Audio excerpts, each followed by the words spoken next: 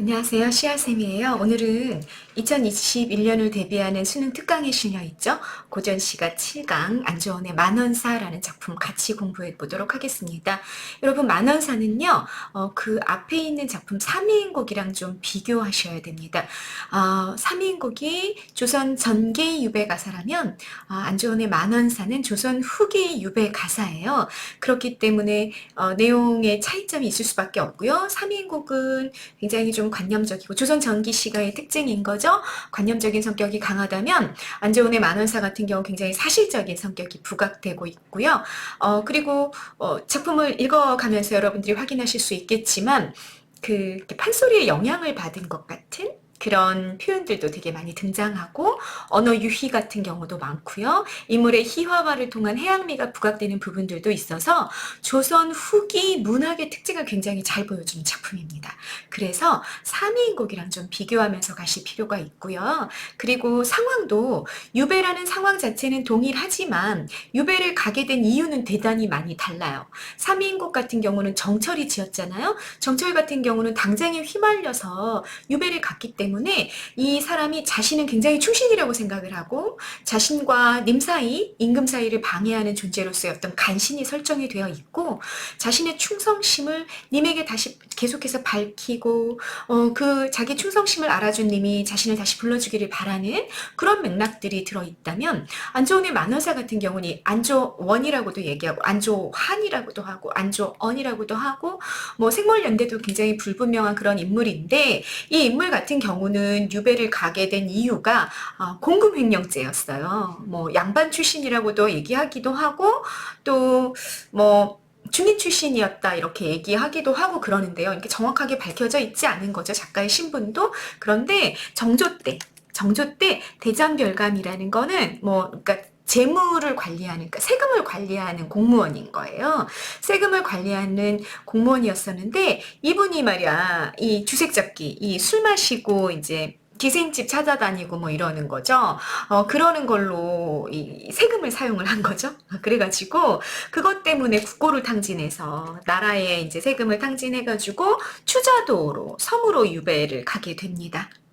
그래서 이 추자도에 유배되는 그 과정이랑 그 속에서 경험한 비참한 삶, 여러분 이제 옛날에는 이제 죄를 지으면 양반들이나 관리들이 죄를 지으면 유배를 굉장히 많이 갔잖아요. 근데 유배지를 가게 되면 뭐 이렇게 제주도라든지 추자도라든지 이렇게 복일도 뭐 이런 섬에 유배되는 경우도 되게 많았었는데 유배를 가게 되면 살 곳이 없잖아요. 살 곳이 없으니까 뭐 거기 있는 마을 사람들 중에 한 사람의 집에 맡겨졌단 말이에요. 이런 유배 온 사람들을 맡은 그런 사람들이 좀 있었던 거죠. 마을 사람들이. 그런데 이제 소문이 다 나는 거야. 소문이 다 나서 예를 들어서 이 사람이 굉장히 충신이야. 그래서 임금의 잘못을 간언하다가 유배를 갔다. 그러면 이제 동네 사람들도 다 아는 거죠. 그래서 이렇게 좀 대접도 괜찮기도 하고 뭐 그러는 거예요. 그런데 이 사람 같은 경우는 세금을 자기네들이 낸 세금을 축내고 유배를 온 거잖아요. 소문이 다 나는 거지. 그러면 그 유배간 마을에서 이 사람이 좀 제대로 대접을 뭐 양반이라 하더라도 대접을 받을 수 있었겠어요? 대접을 제대로 받지 못하는 거죠. 그리고 뭐 먹고 사는 문제가 사실은 이렇게 딱 부딪혔을 텐데, 그러니까 뭐 국가에서 지금은 이제 감옥에다 딱 이제 죄수들이다 죄를 지었다 그러면 감옥에 가두고 거기서 먹는 것들을 다 제공을 하잖아요. 그런데 옛날에는 사실은 뭐 먹는 게 이렇게 막 굉장히 넉넉하지 않았던 그런 시대 아니에요? 그러니까 죄인 먹는 거를 뭐 이렇게 막 다 대주고 이러진 않았을 거란 말이지. 그러다 보니까 이 유배객들, 유배에 간 사람들이 먹거리를, 자기 생계를 자기가 책임져야 하는 경우들이 있었던 거죠. 근데 조선 전기 유배 가사들을 보면 이런 장면들이 한 개도 안 나와요. 그러니까 좀 사실적이고 현실적이고 생활적인 부분들에 대한 이야기는 안 하거든요. 그런데 이 안좋은의 만원사를 보면 가서 자기가 생계를 책임져야 되는 거야. 먹는 문제를 당장 자기가 해결을 해야 되고, 그리고 자기가 맡겨진 그 주인 집은 막 되게 짜증을 내고 화를 내요. 너 도대체 우리 집에 왜 왔냐? 우리 집에 지금 우리 식구 먹는 것도 되게 힘들어 죽겠는데 우리 집에서 너 먹을 거 대줄 수 없다. 그리고 지금 방도 하나밖에 없어가지고 네가 잠잘 곳도 제공할 수 없어. 네가 알아서 해. 그래갖고 이 사람이 담벼락에서 자거든요. 담벼락 밑에서 자고, 그리고 당장 먹을 것을 해결해야 되는 그런 상황이 돼버리는 거예요. 너무너무 비참해지는 거죠. 그런 비참한 삶의 모습이 아주 솔직하게 나오는 거예요. 그래서 조선 전기 가사랑은 성격이 대단히 많이 다릅니다. 자, 다시 정리. 유배라는 상황은 동일하지만 유배 가게 된 이유도 3인곡이랑 굉장히 많이 다르고 또 조선 전기 가사가 좀 굉장히 생활적이고 사실적인 부분보다는 관념적인 막 충이라든지 영군이라든지 이런 것에 치중했었다면 이 조선 후기 가사인 만원사 같은 경우는 실제 생계의 문제에 부딪혔던 유배당한 사람의 모습, 이런 생활상이 굉장히 부각되는 내용상의 차이점도 보이고 있다라는 걸 여러분들이 알고 가셔야 된다라는 얘기인 거죠. 그리고 뭐 임금을 향한 내가 충성심을 다하겠어 이런 거 뭐 되게 좀 부각하기가 쉽지 않겠죠. 그죠? 뭐 자기가 세금을 축내가지고 이제 유배를 당했는데 그러다 보니까 뭐 후회의 정서, 아 내가 왜 이런 일을 했을까, 뉘우침의 정서, 그리고 나 옛날이요, 빨리 나 옛날로 다시 돌아가고 싶어, 뭐 이런 얘기를 하는 그런 게 중심 내용이 됩니다. 네, 그런 만원사라는 작품을 같이 확인하고 가시게 되겠습니다. 갈래가 가사라고 말씀드렸어요. 길이가 굉장히 길어요. 그래서 지금 수특에 실려있는 작품은 올해 수특에 새롭게 실린 본문이고요. 만원사는 굉장히 중요하게 요 몇 년간 다루어진 작품인데 매년 다른 본문이 실려요. 매년 다른 본문이 실릴 정도로 길이가 굉장히 긴 가사다. 후기 가사다라고 말씀드렸고요. 유배 가사고요. 장편 가사입니다. 길이 긴 가사, 성격이 쌤 좀 전에도 계속 말씀드렸죠. 사실적이고 너무 슬퍼. 그리고 자조, 자기를 조롱하겠죠. 내가 왜 이런 죄를 지어갖고 내가 이런 상황에 빠졌나? 자기 비참함을 조롱하는 그런 자조적인 성격도 나타나게 됩니다. 주제입니다. 주제 여러분 기억하고 가셔야 되겠죠. 유배지에서 느끼는 서러움과 신세를 한탄하는 그런 주제를 가지고 있습니다. 자, 특징 보세요. 유배 생활의 고통을 사실적으로 그려내고 있다. 과거와 현재를 대비해 현재 자신의 비극적인 처지를 부각한다. 과거에는 어땠어, 이 사람? 네, 세금을 관리하는 관리로 호의호식하며 떵떵거리며 잘 살았단 말이야. 과거는 플러스 마이너스 플러스였을 거야. 현재는 적객이 되었어. 적객이라고 우리 얘기해요. 적객은요, 적은 귀양갈 적자, 많이 쓰이는 단어입니다. 적객이라는 단어. 객은 나그네 객자고요. 귀양간 나그네 현재의 처지입니다. 플러스 마이너스 마이너스. 이게 대비되는 맥락들이 대단히 많이 보일 거다라는 거 여러분 확인하셔야 됩니다. 인물의 발화를 인용합니다. 이건 조선 후기 가사에 나타나는 또 특징이기도 하죠. 인물의 그 말을, 실제 대사를 그대로 인용해서 자신을 무시하고 천대하는 집주인이랑 유배지 주민들의 모습을 제시하는 모습들, 이런 게 조선 후기 가사로서의 특징을 상당히 잘 보여주게 될 거다라는 거 보고 가시면 되겠습니다. 자, 여기 별표하고 가십니다. 선생님 텍스트 네이버 카페에서 가져오는 거 알고 있죠? 조선 전기 유배 가사와의 차이점 중요하다라는 말씀입니다. 유배 가사는 귀향지를 소재로 하거나 귀향지에서 지은 가사를 말합니다. 유배 가사의 개념 쌤 정리해놨어요. 당쟁에 휘말려 죄 없이 유배된 억울한 심정을 토로하는 내용이 줄을 이루며, 네, 이게 뭐예요? 서미인곡, 송미인곡, 이런 우리 고등학교 때 대표적으로 배우게 되는 유배 가사들인 거죠. 당쟁에 휘말려 내가 죄가 없이 유배 갔단 말이에요. 유배지로 오가는 동안의 견문이나 보고 들은 거죠. 유배지에서의 생활, 양상 등 이른바 기행가사적 성격을 지니는 경우가 많다. 기행가사다 그러면 여정, 어디에 갔는지, 그리고 견문, 뭘 보고 들었는지, 그리고 자기 감상을 기록하는 게 기행문이잖아요. 그런 기행문으로서의 성격도 잘 보여주게 된다라는 얘기입니다. 특히 조선 전기에 지어진 만분가나 서민국, 송민국 등의 유배가사는 억울함 호소하고요. 용군지정을 드러내는 전형적인 특징을 지니고 있단 말이에요. 그런데 조선 후기에 지어진 만원사는 조선 후기예요. 유배 생활의 고통을 사실적으로 묘사하면서 고통이 부각되고 자기 잘못을 뉘우치는 내용이 있다. 자, 대비되고 있으면 잡으시라고 얘기 드렸죠. 여러분 대비되는 내용 잘 잡고 계셔야 됩니다. 조선전기가사 어떻다? 억울함을 호소하고 임금에 대한 사모를 드러내는 그런 특징이 보이고 있는데 반해서 조선 후기는 유배 생활의 고통이 굉장히 생생하게 드러나고 자기 잘못을 뉘우치는 만원사의 특징이 보인다. 이유는 만원사의 작가가 중인 출신으로 중인 출신인지 양반 출신인지 정확하진 않으나 중인 출신으로 정치적 사건과는 상관없이 개인 비리로 유배를 왔기 때문이다. 아까 말씀드렸어요. 때문에 이 작품에서는 일상생활과 관련된 시여 여러분 본문에서 확인하실 겁니다. 유배 생활의 어려움, 자신을 구박하는 집주인, 그리고 집주인과의 갈등을 해결하기에 노력하는 작가의 모습이 대단히 사실적으로 드러나고 있는 특징이 있습니다. 그러면서도 자신의 잘못을 뉘우치며 유배지에서 풀려나기를 기원하는 모습을 보여주는데 후반부에 가면 나오게 됩니다. 여러분 본문에는 보이지 않습니다. 이런 점에서 조선전기 유배 가사와 차이가 있다. 자, 어떤 차이점이 있는지 정리하셨나요? 네, 같은 유배의 상황이지만 유배 간 이유도 다르고 유배 가서의 동네 사람들의 대우도 달랐고 그리고 그걸 다루는 자기 문학 작품으로 드러내는 방식도 좀 달랐다라는 말씀을 드릴 수 있겠습니다. 되게 뭐라고 얘기해야 될까요? 생각해보면 유배 간 이유가 개인 비리잖아. 개인 비리기 때문에 사실은 되게 감추고 싶은 내용일 텐데 이분 참 자기 이름이 밝혀지는 걸 바라진 않았을 텐데 근데 너무 재미있게 그리고 되게 문학성 있게 작품을 만들어낸 거예요. 그리고 조선 후기의 작품류들의 특징을 문학 작품의 특징을 너무 잘 드러내줬기 때문에 어머나 개인 비리로 정말 자기가 감추고 싶었던 후손들에게 알리고 싶지 않은 그런 자기 개인사였을 텐데 그게 작품으로 남아서 지금까지 전해지고 있는 거죠.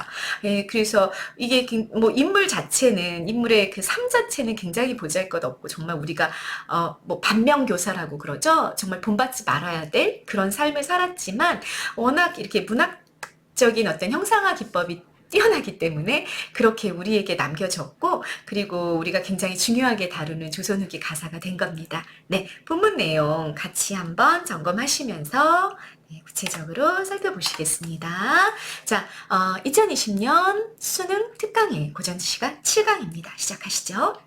아마도 할 일 없어 생애를 생각하고 여러분 가사는 몇 음보? 4음보인 거 알고 계시죠? 음수율 어떻게 돼요? 3, 4, 5군 4, 4조 지키고 있는 거 확인될 겁니다. 아무것도 할 일이 없어 생애는 빨강색 동그라미 별표하시고요. 생애 하면 보통 우리 고전시가에서는 생계라는 의미로 되게 많이 쓰여요. 아까 말씀드렸었죠.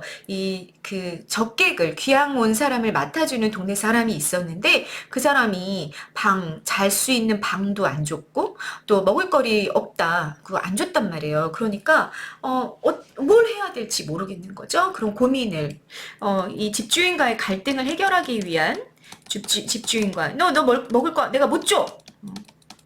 갈등을 해결하기 그런 갈등이 있었단 말이야. 해결하기 위한 고민이 이제 시작이 된 거. 도대체 이제 내가 그러면 먹을거리를 내가 해결을 해야 돼. 그냥 잠은 이 사람이 담벼락 밑에서 자게 허락해주고 이제 돗자리 같은 거 하나 줬으니까 그렇게 하면 되는데 먹을거리는 내가 해결해야지라는 생각을 한 거죠. 그래서 고기를 낚는 거를 생각했어. 물고기를 낚자 생각을 했는데 물머리를 어찌하고 뱃멀미가 너무 심하단 말이지. 취자도로 오는 과정이 요 앞부분에 있단 말이에요. 취자도로 올 때 이게 파도 때문에 엄청 배멀리를 해가지고 막 오장육부가 다 뒤집어지는 듯한 고통을 겪었단 말이야. 그러니 여기 와가지고 물고기를 낚는 일을 할 수 있겠어요? 그러니까 배멀미 때문에 못하겠어 이러는 거지. 고기 낚기 여러분 여기 별표. 조선전기 가사에서 물고기를 낚는다는 것은요. 어부의 삶인데 고기 낚기의 어부는요. 조선전기 어부의 삶이라는 건 플러스였어요, 여러분. 자연을 즐기는 풍류적 삶을 어부가 대변하고 있었단 말이에요. 그래서 이때의 어부를 가짜 어부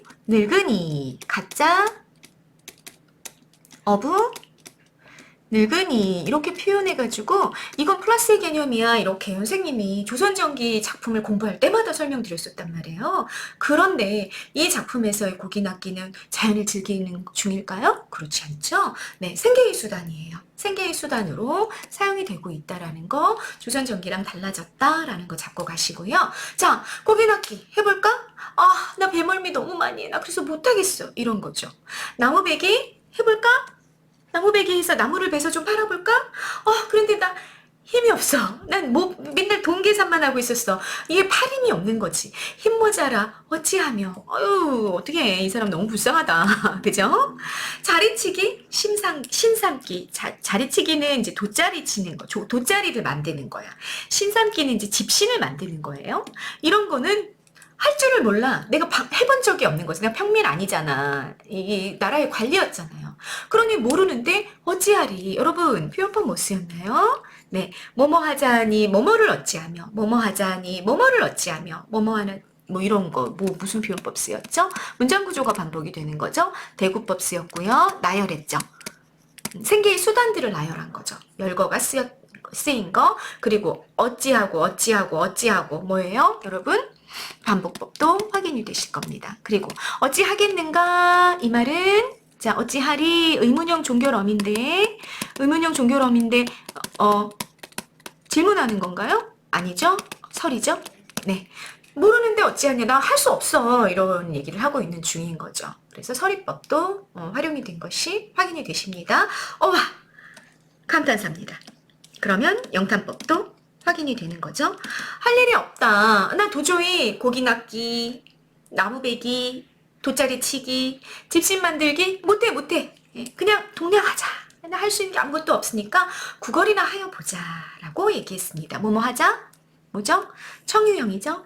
그런데 이거는 여러분 어떤 청자를 향해 우리 이거 같이 하자 이런 얘기를 한 게 아니라 자기 스스로에게 하는 말인 거죠. 그래서 아 나 이렇게라도 먹고 살아야지 라는 의지적인 태도를 부각하고 있다라는 얘기입니다. 자, 첫 번째 단락입니다. 소주제. 집주인이 너무 박대하고 밥을 안 주겠다 그러니까 생계의 수단을 생각하다가 동량에 나서기로 결심하는 부분이 나온 겁니다.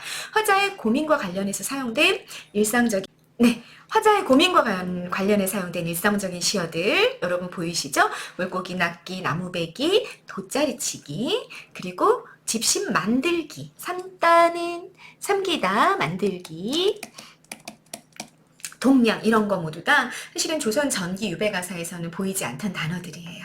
일상적인 시어들 사용된 거 확인하셨습니다. 그 다음 단락 보시죠. 자, 이제 동량 나서는 중이야. 동량을 나서는 중인데 탈망건 여러분 머리를 이렇게 동여서 남자들도 머리 길게 길렀잖아요. 그래서 이렇게 묶어가지고 이렇게 해서 이렇게 뒤집어 씌워가지고 머리를 이렇게 고정시켰던 양반들 그거를 이제 벗었어요. 벗을 탈자죠. 그리고 갓을 숙여 쓰고 호중치막은 이제 겉옷이에요. 겉옷에 띠를 끄르고 그리고 총만 남은 헌 집신에 총은 이제 집신의 앞쪽인데 이것만 남아있다는 거 이게 너덜해진 거죠. 그런 헌 집신의 이건 새는 가늘 새자예요. 가는 살 부채로 차면 얼굴을 가렸어요. 왜? 부끄러우니까. 부끄러움의 정서 나오는 거죠. 남초 없는 빈 담뱃대를 가지고 오긴 했는데 여러분 돈이 없잖아요. 그러니까 잎담배를 이제 채워 넣어야 되는데 그걸 못했단 말이야. 그런데 소일저로 가지고서 심심풀이로 가지고 갔다. 이 말은 무슨 말이냐면 그냥 이렇게 빈손으로 이렇게 헐렁헐렁 다니기는 조금 민망한 거지. 그래가지고 옛날처럼 이제 부채로 딱 얼굴은 가리고 그리고 이제 한 손에는 그냥 담뱃대를 그냥 든 거죠. 그걸 이제 소일조로 가졌다 이렇게 얘기를 한 겁니다. 비틀비틀 걷는 걸음마다 눈물 난다. 비틀비틀 여러분 이런 거 뭐죠? 의태어죠? 의태어 의성어 묶어서 뭐라 그래요? 음성 상징어죠. 이런 음성 상징어를 많이 쓰는 것도 조선후기 문학의 특징이잖아요. 비틀비틀 걸음마다 눈물 난다. 여러분 정서 직접 노출됐습니다. 애상적이라고 우리 앞에서 성경 얘기했었죠. 슬픔의 정서가 드러나고 있습니다. 자, 소주제 정리해 봅시다. 여기 초라한 행세 보이시죠? 망건 벗고 가슴 숙여 쓰고 웃옷에 띠름 끄르고 그리고 집신 너덜너덜해진 집신에 그다음 가는 부채는 뭐 때문에 있는 거예요? 이건 풍류의 소재가 아니라 옛날에 양반들의 그 부채는 굉장히 막 뻗들어진 부채잖아요. 풍류적인 소재로 쓰였다면 여기 같은 경우는 자기 얼굴을 가리려고 민망해서 부끄러워서 그리고 담뱃대 가지고 초라한 행색으로 동량을 나서는 걸음을 걸으면서 이제 눈물이 나는 거죠. 됐죠? 대구법 쓰였습니다. 여러분 찾아보세요. 대구법 어디 있어요? 탈망건, 호춘치방, 가숙이고 띠끄르고 보이십니까? 대구. 됐죠? 보이시나요? 네. 열거는요? 탈망건, 호충치마, 헌집신, 세살부채, 담뱃대 이런 것들이 나열된 거죠. 열거 있고요. 반복법 여러분 반복법 어디 보이세요? 비슷비슷 걸음걸음 이런 거는 시어의 반복이 보이고 있죠. 됐죠? 화자의 정서가 감각적으로 표현된 단어 비참함과 자괴 여러분 자괴 부끄러움이라는 뜻이라 그랬어. 부끄러울 괴짜죠. 자기 부끄러움이라는 그 정서가 비슷비슷이라는 음성상징어를 통해 나타나는데 감각적이에요. 왜 여러분? 의태어잖아. 의태어. 의태어는 형태를 흉내낸 말이잖아요. 흉내낸 말. 형태를 흉내냈으니까 여러분 비틀 걷는 모양이 시각적으로 느껴지는 거죠. 그래서 이 비틀비틀 막 비참하고 막 부끄럽고 이런 정서가 시각적으로 그렇게 나타난 단어 비쓱비쓱이라는 단어가 나타나게 된 겁니다. 됐죠? 자, 동량을 나서고 있는 모습 확인했습니다. 그 다음 보시죠. 네, 내적 독백이에요. 이 사람 뭐라고 독백하나 보세요. 세상 인사, 세상의 인간일이 꿈이로다. 내 일이 더욱 꿈이로다. 나의 일이 꿈만 같구나. 꿈만 같구나. 이게 도대체 꿈이야 생시야. 나 꿈이었으면 좋겠어 이러고 있는 거지. 응? 엊그제는 부기자요. 오늘 아침 빈천자라. 엊그제는 오늘 아침 부기자요. 빈천자라. 대구 대비. 보이시죠? 엊그제 과거. 부기자였어. 플러스. 그런데 지금 오늘 아침 나 어때? 현재 마이너스. 네, 대비. 아주 가난하고 천한자가 되어버렸어요. 부기자가 꿈이던가 빈천자가 꿈이던가. 대구 대비 썰이. 뭐가 도대체 꿈인 거야. 알 수가 없어. 도대체 이 부기자와 빈천자는 완전히 정반대쪽에 있는 건데 내가 어제까지만 어제까지도 이 플러스의 자리에 있다가 지금 현재 마이너스가 되니까 이게 도대체 뭐가 꿈인 거야? 이러고 있는 거지. 꿈이 뭔지 현실이 뭔지 분간할 수 없어. 라고 생각하는 거죠. 이게 바로 장주호접으로 연결이 됩니다. 중국 고사입니다. 장자가 호접, 호랑나비가 되는 꿈이 황홀하니 어느 것이 정령 꿈인 것인가. 장주호접 여러분 관련 한자 성어 선생님 적어놨어요. 장주지몽, 호접지몽이라고 그러는데 장자의 꿈, 나비의 꿈이라고 이야기하는 겁니다. 요건 뭐냐면요. 장자가 꿈을 꿨대요. 그래서 이제 꿈속에서 나비가 돼가지고 이렇게 헐헐 날아다니는 꿈을 꾼 거예요. 그리고 나서 깼어. 깼는데 이제 왜 우리 그런 거 있잖아요. 막 꿈이 너무 생생할 때 비몽사몽간에 이게 꿈이야 생시야 뭐 이러는 거 경험 다들 하셨죠. 장자가 그걸 한 거예요. 그래서 이런 생각을 한 거죠. 장자인 내가 나비의 꿈을 꾼 것인지 아니면 나비가 현실에선 나비인데 장자의 꿈을 꾸고 있는 것인지 구별이 되지 않는구나 이렇게 말했다는 거예요. 그래서 이거는 대단히 철학적인 한자 성어예요. 원래는 삶과 죽음 우리가 이분법으로 나누는 거죠. 또 꿈과 현실의 구별이 무의미하다. 굉장히 불교적인 불교 철학에서 나오는 그런 개념이거든요. 도교에서도 나오고요. 그런 개념인데 이거를 이제 뭐 어떻게 가지고 왔냐면 이 사람 같은 경우는 야 내가 어저께까지는 부귀자였다가 오늘 빈천자가 됐는데 도대체 뭐가 꿈이고 뭐가 생시인 걸까? 내가 혹시 굉장히 서울의 관리로 부귀하게 살고 있는 사람인데 지금 현재 혹시 빈천자가 된 꿈을 꾸고 있는 건가? 그런 건 아닐까? 뭐 이런 생각을 하고 있는 거죠. 어느 것이 정말 꿈이던가. 이 꿈을 생각을 하다 보니까 지금 현재가 꿈이었으면 좋겠다. 사실은 그런 거지. 지금의 이 빈천한 모습이 꿈이었으면 좋겠는데 이런 꿈을 생각하다 보니까 장조호접이 나오기 시작하고 여기서부터는 계속 중국 고사가 인용이 되면서 어떤 중국 고사 여러분? 꿈과 관련된 중국 고사들이 쭉 인용이 되는 겁니다. 나열이 되는 겁니다. 한단치보의 꿈인가?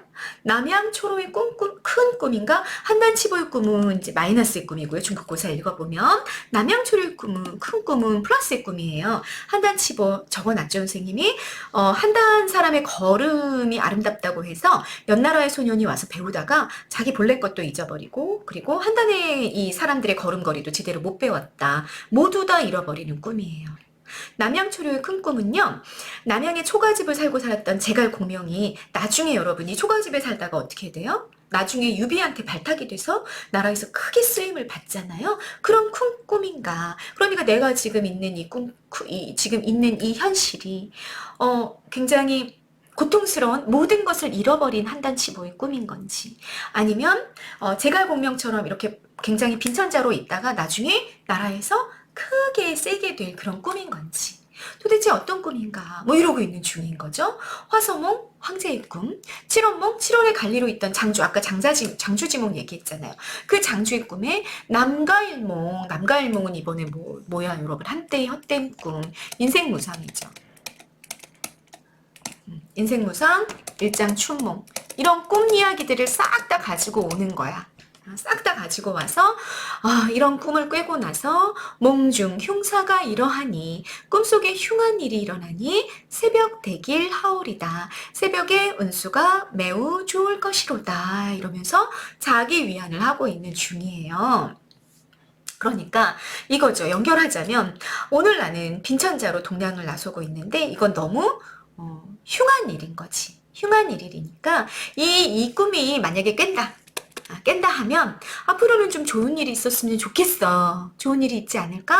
이런 자기의 바람을 이렇게 살짝 꿈에 섞어가지고 이야기하는 중인 겁니다. 무슨 말인지 이해가 되셨죠? 여러분 중국고사의 내용은 뭐 그렇게 중요하지 않아요. 그냥 이 사람이 이게 도대체 지금 현재가 꿈인 건지 아니면 과거가 꿈인 건지 내가 도대체 너무 극단적인 삶을 이렇게 살고 있는데 어떤 게 꿈인 걸까?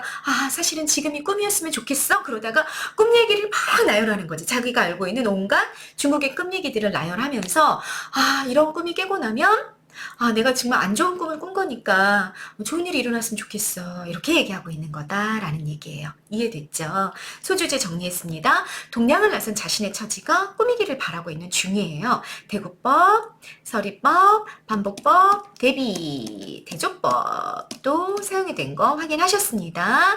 자신의 비극적인 처지를 부각하기 위해 사용된 표현기법은 여기죠. 과거의 플러스와 현재의 마이너스를 대비시키는 거. 그리고 두 번째 여기 부분들. 중국의 고사들, 꿈과 관련된 중국 고사들을 인용하며 현재의 비극적인 상황이 꿈처럼 사라지기를 바라는 간절함을 부각하고 있는 그런 표현 기법들이 활용이 됐습니다. 최종 정서, 새벽 대길 하울이다. 좀 좋은 일이 일어났으면 좋겠어. 자기 위안을 하고 있는 정서가 느껴지시는 거죠. 네, 그 다음 단락 넘어가 보시겠습니다. 가난한 집은 지나쳤어요. 왜 여러분? 지금 뭐 한 거야? 앞이랑 연결하세요. 동량 나왔잖아. 동량을 나왔으니까 가난한 집에서는 뭐 내가 국어를 한다고 해도 줄 게 없죠. 그러니까 가난한 집은 지나치고 넉넉한 집이 몇 집인가? 넉넉한 집에 한번 들어가 보자. 살인문에 들어갈까? 마당에를 서 있을까? 이거 어떻게 해야 될지 내가 잘 모르겠는 게 처음 국어를 나왔으니까 뭐 익숙하지 않은 거지. 너무 낯선 거죠. 그래서 도대체 내가 어떻게 해야 되는 거지? 망설이는 거야. 그러고 있는데 철없는 어린아이, 소 같은 젊은 계집. 소 같은 여러분 직유 나왔죠? 젊은 계집, 철없는 어린아이, 소 같은 젊은 계집. 대구도 보이네. 손가락질로 가리키며, 손가락질 하는 거지. 손가락질을 가리키며 귀양달이 온다 하니, 귀양달이 여러분 별표 체크하고 가십니다. 중요합니다. 귀양달이 온다 하니 감탄사 영탄법. 고의하다, 이상하다란 말이에요. 다리 지칭, 다리라고 칭하는 것이 이상하다. 처음 들어본 거지. 다리가 뭐지? 이러는 거죠. 됐죠? 자, 소주제 보세요. 동냥을 나서서 이렇게 집을 이렇게 들어가려고 하고 있는데 그 자신을 가리키면서 아이들이 비웃고 있는 장면이에요. 귀양다리 온다! 귀양다리 온다! 비웃음인 거죠. 모욕을 주는 말이야. 그게 인용이 된 거예요. 주는 말. 자, 귀양다리는 누구다? 유배원 화자를 가리키는 말이 되는 거고요. 요때의 다리가 뭐냐? 요때의 다리가 명사의 어근에 붙어서 그러한 상태, 귀양온 상태를 낮잡아. 낮추는 정미사다 그 얘기입니다. 낮잡아 이르는 말, 멸시하는 말인 거죠. 이게 귀양다리의 다리인 거예요. 이해되셨죠? 비참함을 부각하는 내적 독백. 이상하다. 저 다리라고 칭하는 것이 정말 이상하다. 비참함을 부각하는 거죠. 표현법, 대구 확인하셨죠? 직유, 영탄, 반복 다 확인하셨나요?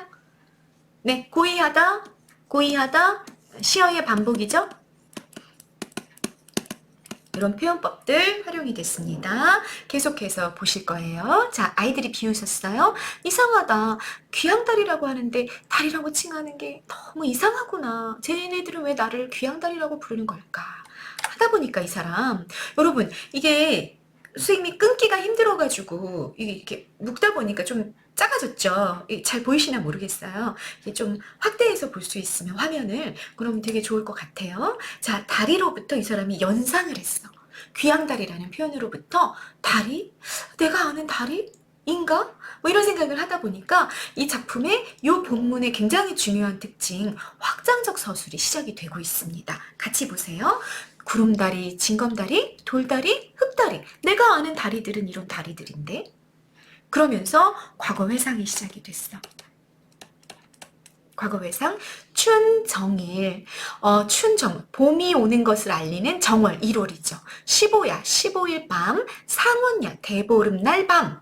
그러니까 정월 대보름, 밝은 달에, 정월 보름이에요. 정월 보름은 여러분 우리나라 세시풍속이 있었죠. 보름의 즐김. 막 달이 휘엄청 밝을 때 뭐 했지 여러분? 오곡밥이랑 그 다음에 건나물, 말린 나물들 이렇게 다 볶아가지고 먹기도 하고 여러분 이때 뭐를 했냐면 다리 밟기 하면서 놀았어.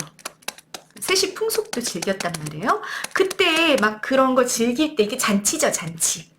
잔치를 즐겼단 말이야. 과거 회상 플러스 마이너스 플러스 나오는 거죠. 밝은 달에 장안은 여러분 빨강색 동그라미 별표하시고요. 서울이란 뜻이에요. 많이 나오는 단어니까 좀 알고 가세요. 장안거리에 12다리가 있어요. 12다리. 다리마다 바람이 불어. 다리 여러분 A부터 E까지의 차이점 별표 5개 하세요. 여기에 다리가 엄청나게 많이 나오는데 이 다리들이 어떤 다리인지 좀 알고 가셔야 됩니다. 그게 선생님이 그 위에 정리해 놓은 거야. 다리의 의미가 첫 번째, 물을 건널 수 있게 해주는 다리가 있죠. 그죠? 무슨 교. 그죠? 마포교. 그런 거 아시죠? 그죠? 두 번째, 물체 아래쪽에 붙어 물체를 지지해주는 다리. 상다리. 있죠. 테이블, 뭐 책상 다리 이런 거 있고요. 또 3번 사람이나 동물의 몸통 아랫부분을 또 우리가 뭐라 그래? 다리라고 그래. 그러니까 다리는 이렇게 여러 가지 의미를 가지고 있는 단어란 말이에요. 그런데 이 3가지의 의미를 다 씁니다. 이 본문에서. 그래서 여러분들이 그걸 확인하는 건 문제에 나올 수 있겠죠. 그래서 잘 보시라 그 얘기입니다.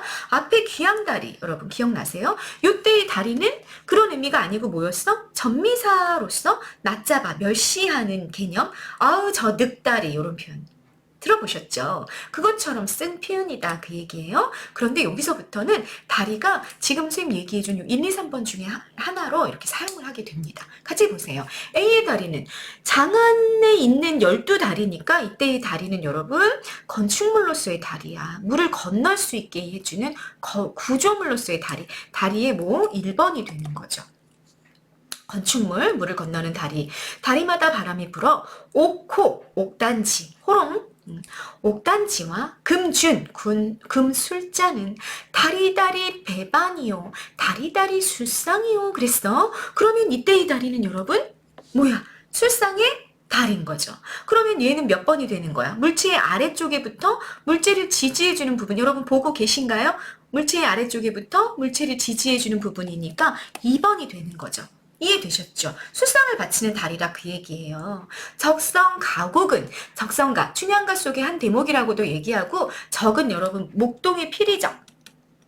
피리 적자잖아. 피리소리, 노래소리, 다리다리, 풍류로다.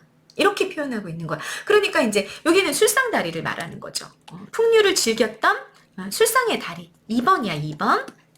다리 중에 여기 물체의 아래쪽에부터 물체를 지지해주는 부분이라는 개념으로 쓰인 거예요. 됐죠? 다리다리, 풍류를 즐기던 술상다리. 구다리인가? 이러는 거지. 귀양다리라 그러는데 술상다리 얘기하는 건가? 윗다리, 아랫다리, 썩은 다리, 헛다리, 젊은다리, 판자다리, 두 다리, 돌아들어. 오, 그러면 윗다리, 아랫다리, 썩은 다리, 헛다리, 젊은다리, 판자다리는 뭐야? 다 이게 열거. 다리의 종류를 나열한 거지. 자기가 아는 다리들을 쫙 나열하더니 두 다리로 돌아들어 그랬어. 그러면 여러분 이때 이 두 다리는 여기 1, 2, 3번 중에 뭡니까? 3번이 되는 거죠. 사람의 다리죠. 자기 다리. 내 두 다리로 돌아 들어가 중촌을 올라 서울에 있는 마을 중촌을 올라서 광통다리, 구분다리, 수표다리, 효경다리, 마전다리, 아량의 곁다리, 도로 올라가서 중학다리, 다리 나려 다리를 내려오면 향다리, 동대문안, 첫다리, 서대문안, 학다리 여러분 다 뭐야? 서울, 다리, 나열이야. 나열하고요. 남대문안 수각다리 모든 다리를 밟은 다리다. 내가 어땠어? 서울에서 막 술상을 받아가지고 풍류를 즐기면서 술상 다리에서 막 놀다가 그 다음에는 정월 보름에 다리 밟기를 하느라고 여기저기 막 돌아다니면서 맨날 놀고 막 빨빨거리면서 신나게 놀던 그런 다리야. 모든 다리를 내가 다 밟아봤어. 그럼 이때 앞에 다리는 건축물로서의 다리, 물을 건너는 그런 다리. 밟은 다리라는 건 사람의 다리, 내 다리를 말하는 거죠. 그래서 A부터 E까지의 차이점을 여러분, 이게 다리 1, 2, 3번 중에 뭔지를 정확히 기억하고 가셔야 된다. 앞뒤 맥락을 보면서 여러분 찾아낼 수 있어야 된다라는 얘기입니다. 됐죠? 자, 본문 정리한 거 같이 보세요. 서술상의 특징을 보면 과거 서울에서의 생활이 확장적 서술을 통해 장면의 극대화를 통해 제시가 됐다. 여러분, 확장적 서술, 장면의 극대화 같이 한번 보세요. 선생님이 여기 색깔을 조금 바꿔야 될 것 같아요. 이게 까만색이어서. 자, 장면의 극대화. 우리 확장적 문체 또는 여기서는 확장적 서술이라는 게 도대체 뭐냐? 사실은 이 개념은 선생님이 판소리 하면서 굉장히 많이 설명하는 개념이거든요. 어떻게 한 거냐면 그냥 이렇게 어떤 한 장면이 있었을 때 그 장면에 어떤 단어가 나와. 그 단어가 나오면 그거를 이 사람이 이 상자가 물 위에서 막 늘리는 거야. 그러니까 사건은 정지돼. 그 순간에. 사건은 정지. 지금 이 사람도 동량을 나갔잖아. 동량을 나가서 무슨 얘기 들었어? 제 기양다리야 이런 말을 들었단 말이야. 거기서부터 사건은 딱 정지했어요. 그리고 거기서부터 생각하는 거죠. 생각해가지고 귀양다리라는 요 단어로부터 다리를 뽑아냈어. 다리를 뽑아내가지고 확장하는 거야. 다리를 가지고. 확장해가지고 뭐가 나와 있는 거예요? 장안시상부터 밟은 다리라까지가 쫙 길게 늘려져 있는 거죠. 장면을 막 굉장히 늘리고 있어. 근데 장면을 늘리는데 어떤 표현법들이 사용이 되고 있어요? 대구법, 열거법, 반복법이 사용이 돼요. 그래서 이게 주로 어디에 나온다고? 주로 판소리의 기법이거든요. 판소리의 기법인데 그거를 지금 활용하고 있는 게 여러분 확인이 된다라는 얘기입니다. 여기 같은 경우는 효과가 뭐냐면 이 과거에 자기가 막 술상 다리 위에 있는 술상 다리에서 풍류를 즐기고 또 서울의 온갖 거리들을 막 다리 밟기 하면서 돌아다니면서 놀던 거 그런 해당 장면이 마치 눈앞에서 벌어지고 있는 것 같은 그 장면에 아주 생생한 생동감을 부각하고 있었고요. 그 다음에 그때 자기 즐거움이나 사건 등을 강조하는 그런 효과가 있었고요. 그리고 마지막으로 해양미나 비해미 등 특정 미의식을 부각하는 기능이 있어요. 이건 주로 어디서? 판소리에서 나타나는 기능이에요. 판소리. 그래서 많이 보이는데 여기 같은 경우도 막 과거에 얼마나 즐거웠나 이런 것들을 이야기하면서 다리라는 동음 이어를 활용하는 언어 유희 같은 것들이 보이잖아요. 그래서 여기 같은 경우도 굳이 미의식을 얘기해봐라 그러면 좀 재밌는 거죠. 해양미가 부각되는 장면이다라고도 이야기할 수 있습니다. 됐죠? 자, 이 안에 감추어진 정서는 그럼 무엇이었을까? 왜 그 서울에 있는 온갖 다리들을 나열하고 있을까? 이거지. 과거 행복했던 서울 생활의 모습을 아주 생생하고 구체적으로 드러냄으로써 그 생활로의 복귀를 염원하는 그런 화자의 정서를 드러내는 기능을 하고 있는 확장적 서술 부분이다라는 얘기가 됩니다. 자, 표현법 쌤이랑 확인하셨죠? 대구도 나오고 열거도 나오고 반복도 나오고 판소리에서 이 장면의 극대화가 일어날 때는요. 이때는 이게 이제 판소리 같은 경우는 여러분 이야기를 하다가 이 이야기가 노래로 바뀌잖아요. 그래서 노래로 바뀔 때 운율을 막 부각하는 거죠. 운율을 만들어내고 재미있게 만들어주는 그런 기능을 했던 게 이 확장적 서술이거든요. 그때 이제 운율감을 만들어내기 위해서는 대구, 열거, 반복이 많이 활용이 됐던 거죠. 근데 이 부분 같은 경우도 이 부분에서는 대구, 열거, 반복을 통해서 굉장히 운율감이 느껴지고 있는 거죠. 운율감이 부각이 되고 있기도 하고요. 달이라는 단어의 동음 이의어를 활용하는 확장적인 서술과 언어 유희가 모두 보였습니다. 이런 확장적 서술은 어디에서 주로 많이 활용한다? 판소리에서 많이 활용을 한다. 선생님이 예를 하나 가지고 왔어요. 선생님 텍스트 확인하시면 되겠습니다. 자, 아무튼 이 사람이 과거에 내가 술상다리 위에서 풍류를 즐기고 서울의 온 다리를 돌아다녔던 그런 생각을 과거를 회상했는데 이런 생각이 꼬리를 물고 나타나게 된 계기가 됐던 건 뭐다 여러분? 귀양다리라는 아이들의 놀림이었다. 그렇게 귀양다리라는 놀림을 듣는 순간 귀양을 나섰던 그 상황은 정지되고 머릿속으로 계속 연상, 과거를 회상하는 장면이 아주 길게 나타났다라는 얘기입니다. 자, 그 안에서 과거의 호사스럽고 풍류적인 삶이 나타났었죠. 어디부터? 옥호 금준, 옥단지, 금술잔, 다리다리 술상이요. 적성가곡은 다리다리 풍류로다. 이 부분이 과거의 호사스럽고 풍류적인 삶과 관련된 맥락이었던 거죠. 됐죠? 그렇게 자기의 서울에서 아주 호사스럽고 풍류적이었던 다리와 관련되었던 그런 삶을 회상했습니다. 그 다음 이다리 저다리, 서울의 이다리 저다리, 또 뭐 술상다리 이런 거 나 다 알아. 다 아는데 금시초문이야. 뭐 처음 들어봤어. 귀양다리란 말. 요거는 전미사였어요, 여러분. 기억나시죠? 처음 들어봤어, 귀양다리란 말. 그 다리는 수종다리인가? 습다리인가? 천생이 병신인가? 다리가 붙는 게 이제 수종이에요? 수종다리인가? 습다리? 막 축축해진 다리인가? 축축해져가지고 막 쩔뚝거리는 그런 다리인가? 태어날 때부터 다리 병신이란 얘기인가? 아마도 이 다리는 실족하여 병든 다리, 넘어져서 병든 다리인가 보다. 실족했다라는 건 여러분 함축적으로 실수한 거야. 유배지를 오게 된 자기 죄죠. 공금횡령했잖아. 그거를 이제 넘어졌다라는 표현을 하는 거죠. 실족하여 병든 다리인가 보다 라고 말하는 거예요.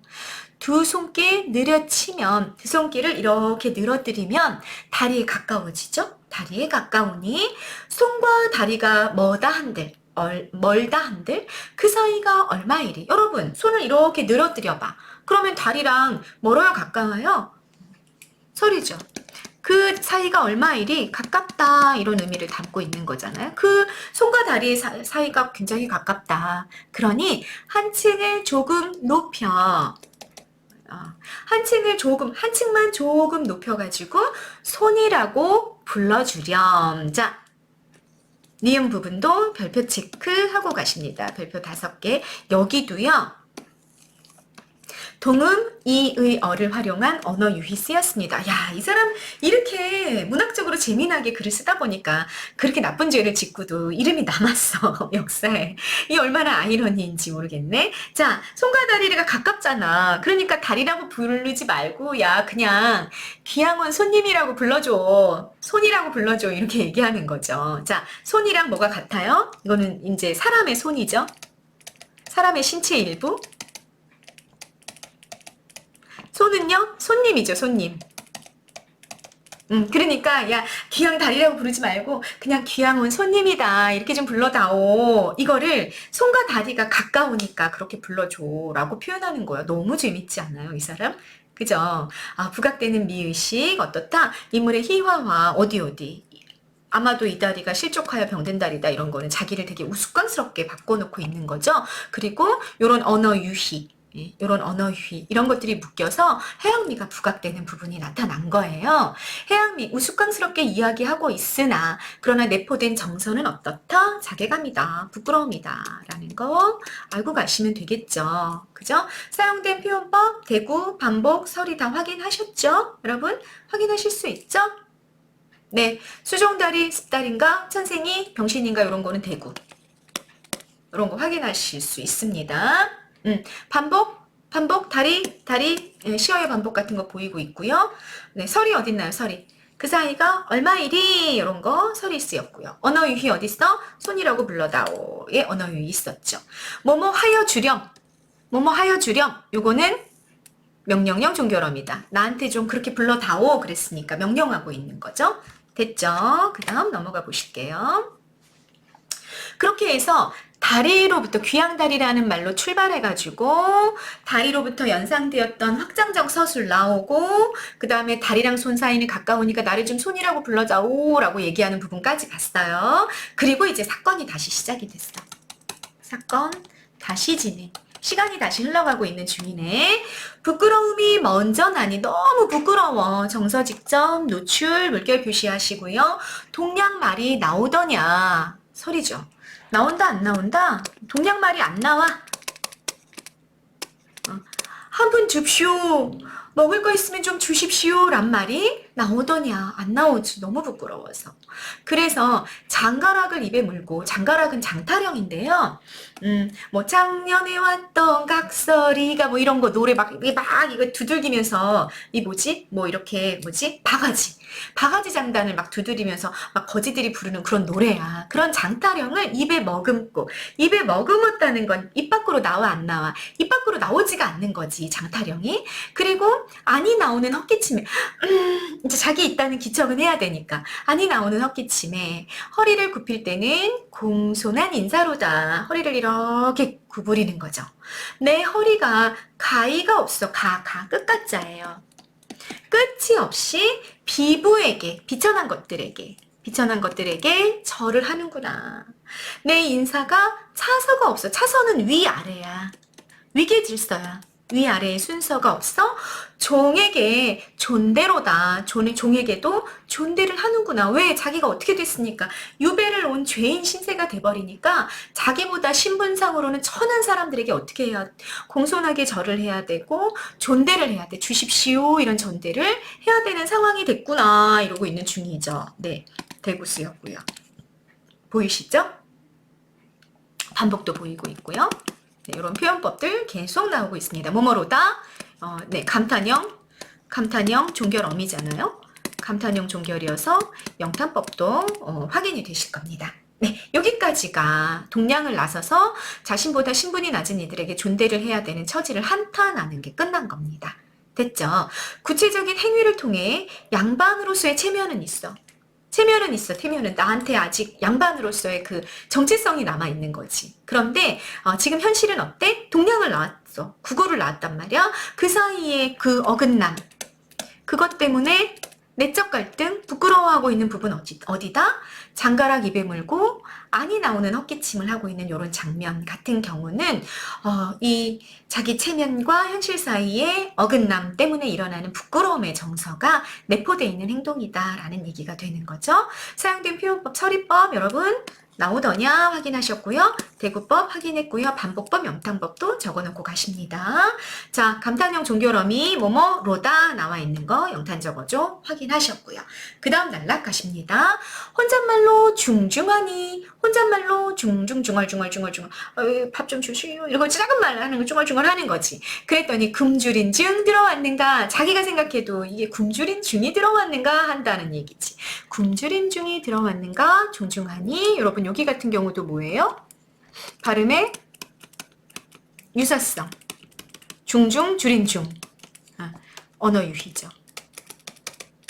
자기가 생각하기에 마치 굶주린 중이 들어왔다가 내가 중인가? 뭐 이러고 있는 중인 거지. 그런데 그 집사람이, 그 내가 저기 한 동양을 온 집인 거죠. 그 집사람이 눈치로 알고 보리 한 마를 떠서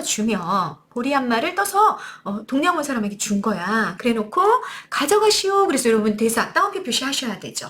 가져가시오. 불쌍한 귀양객, 적객 빨간색 동그라미 별표하시고요. 무슨 뜻이라 그랬어요, 여러분? 귀양원 나그네란 뜻이라 그랬어. 이 나그네란 표현, 손님이란 표현, 나그네 객자, 손님 객자, 이 표현 왜 쓰는 거야? 거기 이제 그 동네에 정착해가지고 살고 있는 원주민이 아니다라는 개념인 거죠. 귀양원 나그네, 잠깐 있다가 유배가 풀리면 갈 거란 말이야. 그래서 적객이라고 불렀단 말이에요. 가져가시오, 불쌍한 귀양객들이 동양 예사 있으니. 자, 나는 중얼중얼 하면서 내가 굶주린 중인가 이러고 있었는데 그 집사람은 눈치로 알았어. 중이라고 생각했어요? 아니죠. 뭐 딱 알아챈 거지. 뭐라고. 적객이라고 딱 알아챈 거야. 그리고 아유 불쌍한 이런 귀양객들이 동양을 오는 게 뭐 그냥 평범한 늘 있는 일이에요. 그러니까 이거 그냥 가져가세요. 이렇게 말했단 말이에요. 이해되셨죠? 자, 대사 직접 인용이 된 겁니다. 여러분 우리 이런 거 뭐라고도 해요? 직접 화법이라고도 얘기하죠. 대사를 직접 인용했어요.